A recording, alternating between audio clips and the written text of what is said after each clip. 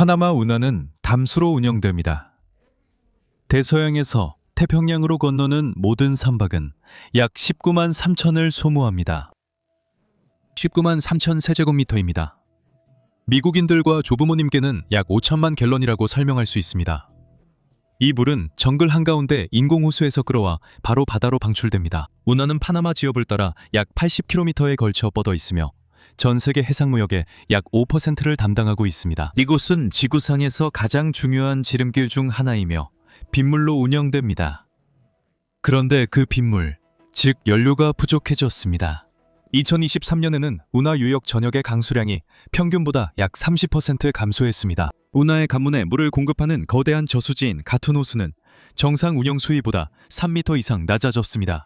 파나마 운하 당국은 하루에 통과할 수 있는 선박수를 줄이기 시작했고 결국 하루 22척으로 제한했습니다. 흘수 제한 때문에 선박들은 적은 화물만 실을 수밖에 없었습니다. 해운사들은 대신 남아메리카 최남단을 돌아가거나 수에즈 운하를 통해 우회했습니다. 운하 운영사는 2024년 한 해에만 총 5억에서 7억 달러의 수익 손실이 발생할 것으로 예상했습니다. 그리고 그 동일한 물에 대한 경쟁 수요도 있습니다. 운하 유역은 200만 명이 넘는 파나마 국민, 즉 국가 인구의 절반가량에게 식수를 공급합니다.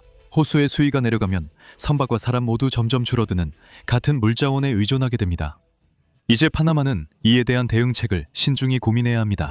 리오 인디오강에 16억 달러 규모의 댐 건설 프로젝트가 추진된다면 새로운 물을 시스템에 공급할 수 있습니다. 하지만 그 강을 따라 사는 지역 주민들은 이미 보트를 타고 항해 시위를 벌이고 있습니다. 파나마 운하는 100여 년 전 비가 계속 올 것이라는 단 한 가지 가정에 따라 설계됐습니다. 오늘 저희는 그 비가 오지 않을 때 어떤 일이 벌어지는지, 그로 인해 어떤 대가를 치르게 되는지, 그리고 파나마가 다음에 무엇을 건설할 계획인지에 대한 이야기를 들려드리겠습니다.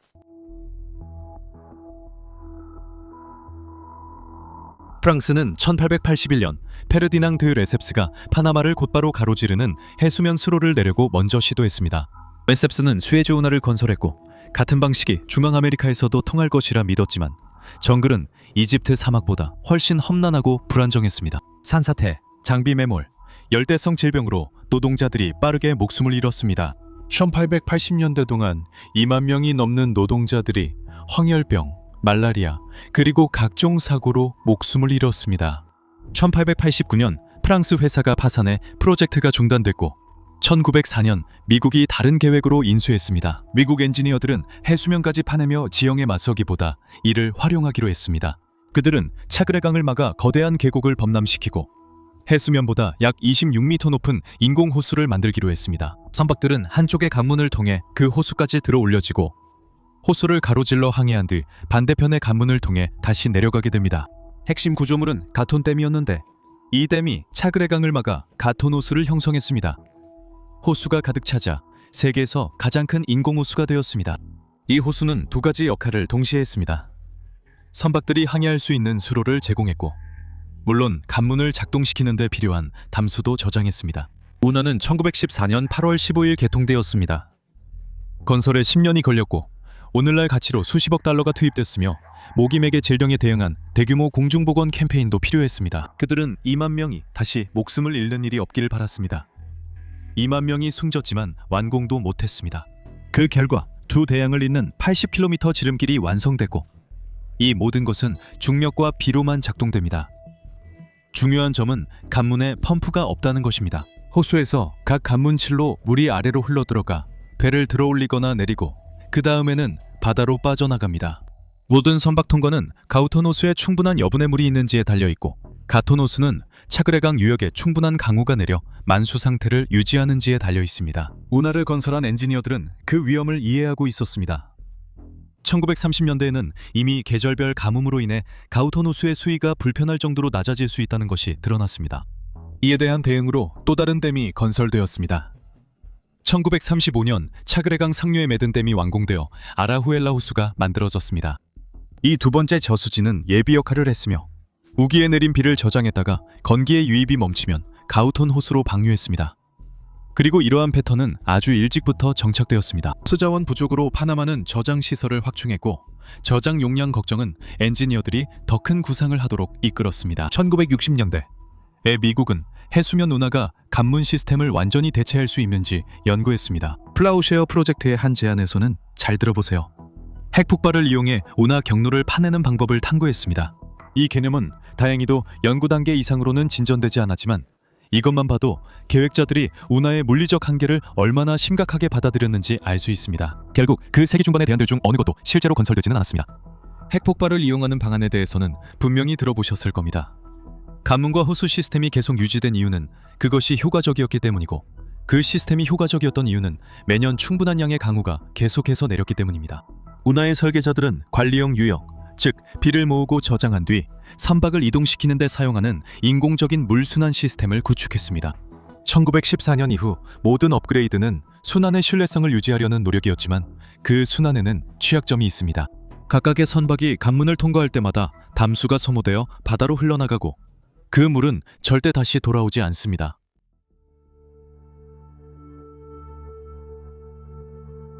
대서양에서 운하로 들어오는 선박은 카리브해 해안 근처의 3개의 갑실이 계단처럼 이어진 구텐 관문에 접근합니다. 각 관문은 약 300m 길이의 콘크리트 블록으로 되어 있습니다. 선박이 가장 낮은 관문에 들어서면 뒤쪽의 문이 닫힙니다. 그 다음 관문 바닥 아래를 통과하는 터널의 밸브가 열리고 위쪽의 게이턴 호수에서 물이 쏟아져 들어옵니다. 어디에도 펌프는 없습니다. 호수는 해수면보다 약 26m 높고 물은 중력으로 아래로 흐릅니다. 관문이 물로 채워지면 선박이 올라가고 수위가 다음 관문과 같아지면 문이 열려 선박이 이동합니다. 이 과정이 3번 반복되어 선박은 해수면보다 26m 높은 게이턴 호수 위에 머물게 됩니다. 약 30km를 호수를 지나 태평양 쪽 관문에 도착하면 이 과정이 반대로 진행됩니다. 각 관문에서 물이 단계적으로 빠져나가면서 선박은 다시 해수면으로 내려갑니다. 모든 물은 바다로 흘러갑니다. 양쪽 관문을 모두 통과하는 한 번의 완전한 운항에는 19만 3천 세제곱미터, 즉 5천만 갤런의 담수가 사용됩니다. 이 물은 바다에 도달하면 다시 돌아오지 않습니다. 기존 관문에는 그 물을 호수로 되돌리거나 저장하는 장치가 없습니다. 결국 그 모든 물은 비로부터 시작됩니다. 운하 유역은 약 2,300제곱킬로미터로 차그레강 수계를 중심으로 합니다. 강우는 가이톤 호수와 상류 알라우엘라 호수로 흐르는 강과 시냇물을 채웁니다. 그 비의 약 80%는 4월부터 12월까지 이어지는 우기에 내립니다. 건기에는 유입량이 급격히 줄어들고 저수지의 수위도 낮아집니다. 이러한 계절적 패턴 때문에 가이톤 호수는 매년 초에 항상 물이 줄어듭니다. 평년에는 우기에 비가 충분히 내려서 운하 운영이 안정적으로 유지될 만큼 호수를 다시 채워줍니다. 하지만 그 여유분이 크지 않고 호수는 선박들뿐만 아니라 더 많은 곳에 물을 공급해야 합니다. 호수 수위가 내려가면 운하당국의 첫 번째 대응은 선박이 물에 얼마나 깊이 잠길 수 있는지를 제한하는 것입니다. 이 측정값을 흘수라고 부릅니다. 정상적인 조건에서는 원래 파나맥스 관문이 약 40피트의 드래프트를 허용합니다. 2023년에 운하당국은 그 제한을 약 44피트로 줄였습니다. 6피트는 적어 보이지만 이 수치는 선박의 화물 적재량을 직접 결정합니다. 컨테이너선이 드래프트를 줄여야 하면 일부 화물을 항구에 남기거나 다른 선박으로 옮겨야 하며, 이로 인해 한 번에 옮길 수 있는 화물이 줄고 컨테이너당 비용이 상승합니다. 호수 수위가 계속 낮아지면 운하당국은 하루 통과 횟수를 줄입니다. 관문을 통과하는 선박이 줄면 시스템에서 빠져나가는 물도 감소해 비가 오거나 알라우엘라 호수에서 물을 방류해 수위를 조정할 시간을 벌 수 있습니다. 2016년에 완공된 확장 공사는 이 문제를 해결하기 위한 것이었습니다. 더 큰 네오파나맥스 선박을 처리할 수 있도록 지어진 세 번째 관문 세트에는 각 구획 옆에 절수용 수조가 포함되어 있었습니다. 이 수조들은 관문 한 번 작동 시 사용되는 물의 약 60%를 옆쪽 저장풀로 빼내어 바다로 모두 흘려보내지 않고 다시 회수합니다. 저는 이것을 락케이지라고 부른다는 걸 이제 알았어요. 재활용된 물은 다음번 관문 채움 과정에 다시 튈 때입니다. 이론적으로 큰 개선이죠. 그렇죠? 실제로는 그 효과가 생각보다 크지 않았습니다. 새로운 관문은 물리적으로 더 크고 더 큰 선박을 처리하기 때문에 재활용을 하더라도 한 번 관문을 작동할 때마다 여전히 많은 양의 물이 필요합니다. 기존 관문과 비교했을 때 통과할 때마다 순수하게 절약되는 물의 양은 대략 7% 정도에 불과합니다. 확장 공사의 주된 목적이 운하 통과 교통량 증대였기 때문에 통과 효율이 다소 올랐어도 전체 물 수요는 오히려 늘었습니다. 운하는 선박 통과 외에도 많은 물을 필요로 합니다. 호수 표면에서는 연중 내내 증발로 물이 빠져나가고 특히 덥고 건조한 시기에는 그 손실이 더 커집니다. 게이트와 댐에서의 수력 발전은 통제된 방류가 필요하고 같은 유역이 200만 파나마인에게 식수를 제공합니다. 운하당국은 만약 선택을 해야 한다면 항해보다 인간의 식수가 우선이라고 공개적으로 밝혔는데 이는 매우 합리적인 결정입니다. 간문 운용에 사용되는 1갤런의 물은 다른 수요에 사용할 수 없는 1갤런입니다. 강수량이 부족할 때는 다른 곳에서 끌어올 수 있는 2차 수원이 없고 다른 당에서 오는 파이프라인도 없으며 유역 밖에 예비 수원도 없습니다. 이 시스템은 하늘이 내려주는 비에 달려있는데 2023년에는 비가 충분히 오지 않았습니다.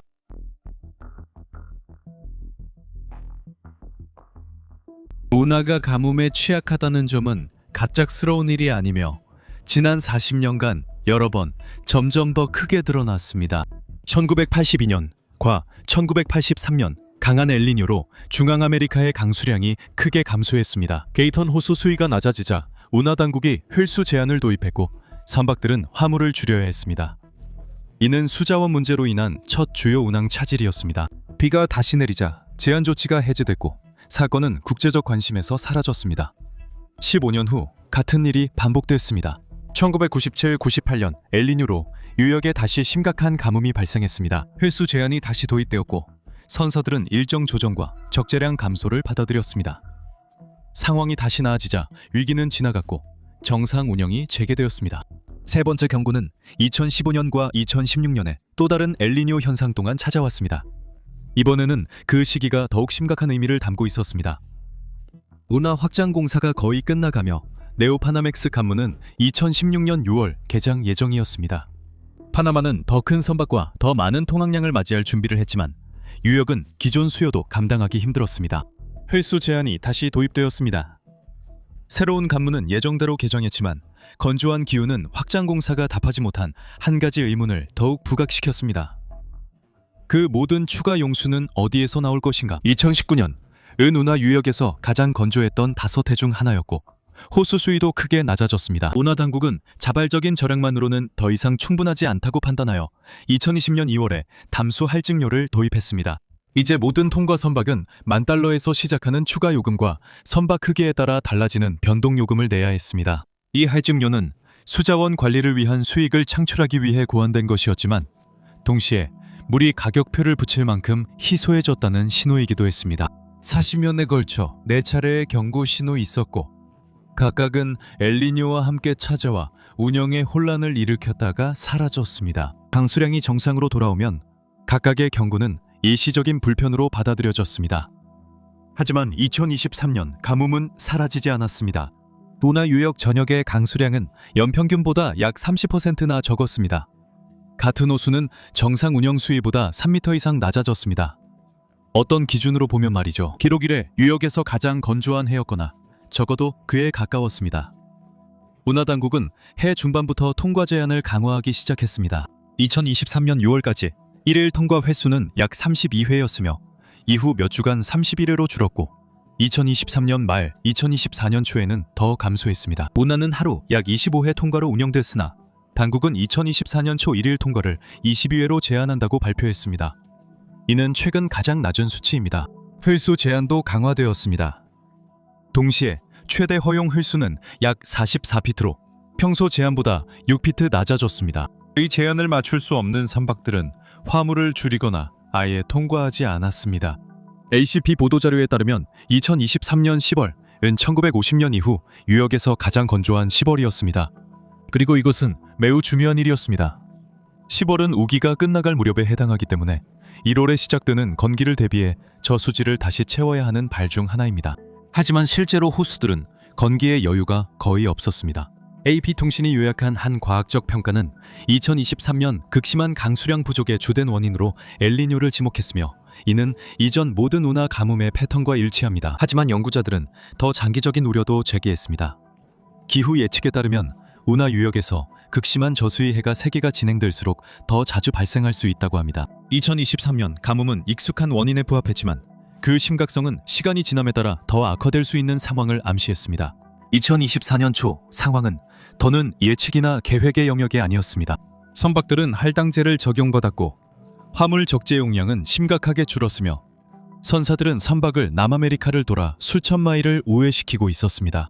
세계무역에서 가장 신뢰할 수 있는 지름길로 건설된 운하는 선박이 언제 통과할 수 있을지, 심지어 통과할 수 있을지조차 보장할 수 없었습니다.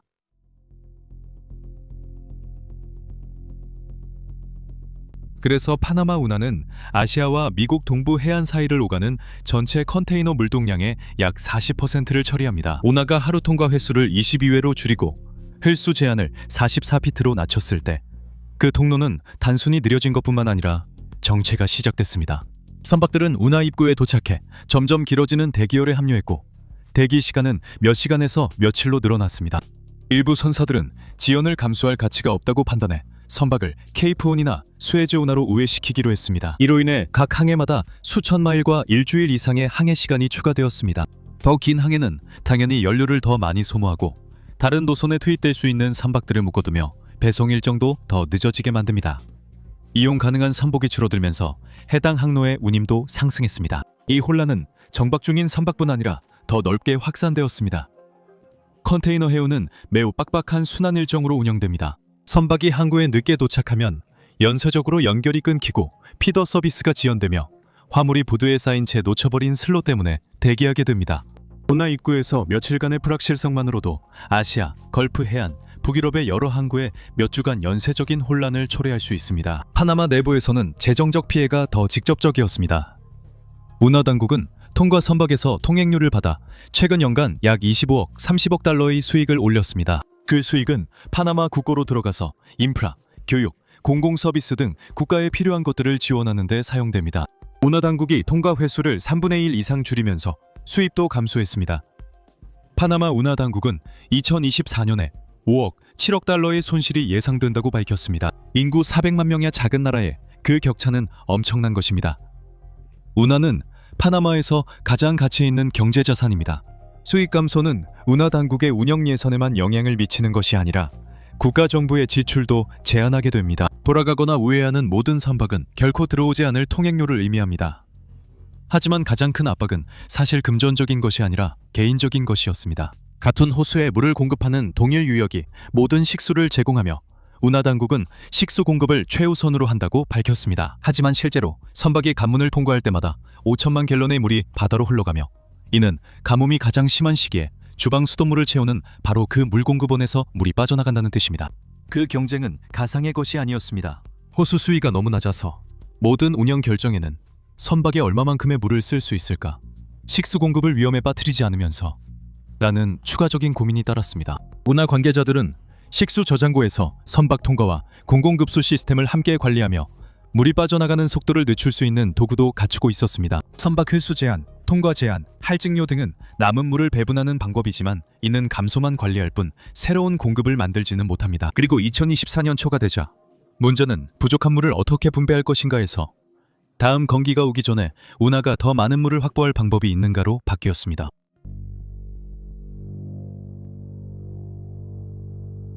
운하 당국은 기존 인프라만으로는 가뭄 문제를 해결할 수 없었습니다.